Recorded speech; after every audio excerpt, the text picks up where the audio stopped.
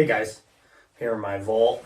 Today I wanted to go over a couple of the features on my Sig MPX. I got a decent amount of views and likes and interest regarding my recent shooting videos where I was testing out some sonic ammunition versus subsonic ammunition, as well as running some hollow points through it just to see the different noise levels. Subsonic ammunition by Fioce at 850 feet per second, 158 grain, definitely was the quietest by far, which I naturally expected. 115 grain still remained supersonic, which was expected given the temperature and the length of my barrel. And then the hollow points, which are 147 grain, which are the factory rating on velocity out of a pistol length barrel definitely says that it's supersonic. But I think depending on temperature, you can be in the subsonic area. We were shooting at around 40 degrees Fahrenheit that day. And you could tell that two of the rounds were on the cusp, were below the sonic barrier, and then one round was just above the sonic barrier. So I'd be curious to do a little bit more hollow point testing, specifically because I built this gun to be more of a home defense rifle or a truck gun. That way I can carry it with me and run hollow points for defense purposes naturally. But with that, I want to go over the gun. So I purpose built this particular customized Sig MPX so that it could easily fit in a backpack, but also give me a decent amount of accuracy and being able to put rounds on target. I'm much better than this, much better with this than my Glock 19 pistol between 50 and 100 yards. Which this really has a maximum of probably around 150 yards, maybe, and you'll see a significant amount of drop depending on the ammunition you're running. But this is built off of a Gen 2 Sig MPX platform. I have the Sig folding brace here. I have the Radian charging handle. I also have the Radian magazine well, just so like this, I love this mag well from Radian. It makes it completely like idiot proof. Like you can put this thing in from like any angle and it's still gonna go in, just to give you an idea of kind of how big the chamfers are going into the mag well. That way if I'm under stress or anything, whatever it might be, just to further idiot-proof the rifle. Excuse me, pistol. Further idiot-proof the pistol, because this is classified as a pistol. But I also went with the Streamlight Pro Tac light. This is off of Amazon, but works pretty well. Couple different settings. I've been using it for probably about a year now. I use it in the dark, use it to clear my house at different opportunities, and I've yet to need to change the batteries. I do have backups, but it seems to last pretty well. It's got the button to keep the light always on. I have it set up so that basically where my C-clamp grip would be is where the light is. I have the Meprolight 21 red dot. Now, this is kind of like a, I believe the Israelis are moving away from this. This is what they were using on the Trevors a while back. But the reason I like it is simply because of the, I guess, the fiber optic, the passive aspect about its design and how it functions. So basically up here, light comes in and that light is routed with fiber optics to produce the actual crosshair of the red dot. Let's see if I can have you guys see that. I want to give you guys an idea of the optic. Let's see. So that's in passive mode. And I have the little X variant of the Meprolight. But the big drawback that a lot of people complain about is that they didn't have any battery in it whatsoever. So it was completely passive driven. So if you were sitting in a house and looking out of a dark room at a very bright area, the bright area would completely wash out the optic. So you would lose your point of reference in your red dot, and you wouldn't be able to see anymore like what your target is in terms of like being able to put the crosshairs directly on your target center of mass or whatever it might be. But some clever people on the internets and engineers, firearm enthusiasts, came up with a simple attachment you can buy, which basically all it does is it has a little light. So there's a battery under here, and there's a little light under here that when I turn this on, you can see pushes light into the fiber optic stream, which, let's see what setting I put this on. All right, so I have it all the way up. So now you may, and then, so this is just right now, just taking in ambient light in the room. So, and also it has tritium, I believe it is. Tritium in here as well, which does fade over the years, so it is technically a consumable. But basically in a totally no light condition, I can see.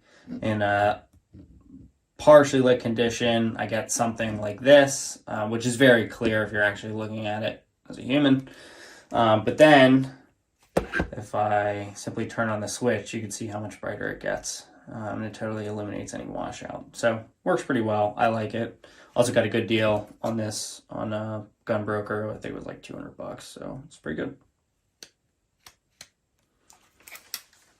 You'll be able to see. Yeah, so now you can see the crosshairs nice and bright. So I'm in a dark room, but with that little battery, it really brightens it up. And I've tested it to see that, okay, if you are, like, does it eliminate washout? Yes, it eliminates washout. So the one thing I wanted with the pistol was to be as passive as possible. So, you know, in the middle of the night, I'm tired, I'm waking up, you know, I hear glass break. I wanted the ability to just be able to pick it up and start clearing my house. Not so much like having to worry with fuddling with little red dot settings or anything like that. So the Meprolight, as it came from the factory, solves that. But for $25 off of Amazon, you give it the capability to eliminate washout completely, which I thought was nice. Also, I like the just sturdiness of the Meprolight. Like, you know, I could probably throw this thing down a stairwell.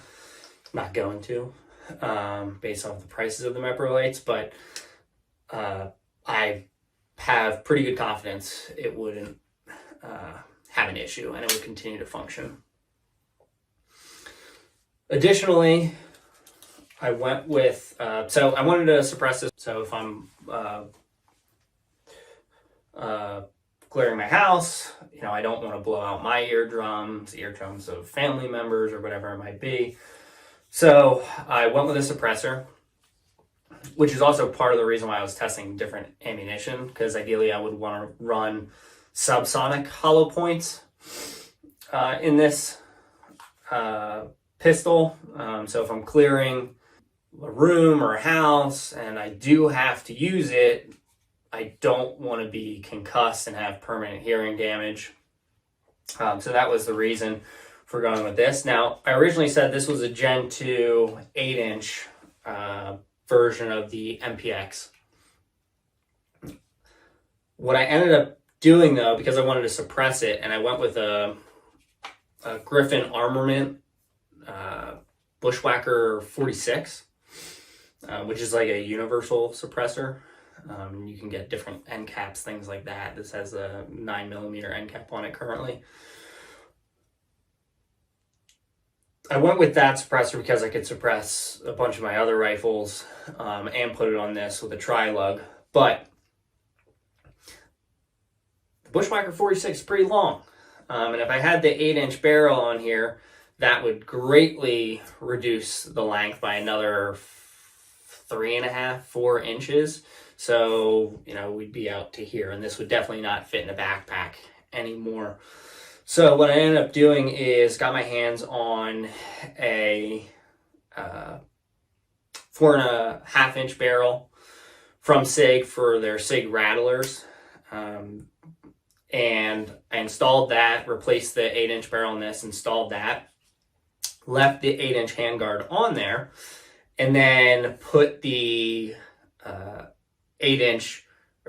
put the Bushwhacker 46 in there. So the Bushwhacker 46 actually probably like right around here on the pistol, it gets installed. So the barrel of the pistol basically ends here, coming out of the upper. Let's see, what else? I have just standard BCM handguards here. These are kind of more important when it wasn't suppressed, so my hand didn't slip out in front of the barrel. And in terms of the pistol brace from Sig, the reason why I went with this brace, the folding brace, over the brace that basically like clips on and you pull it out, is because the one that clips on and pull it out, that actually adds, like, I want to say maybe 2 inches more, 3 inches more of length to the overall dimension.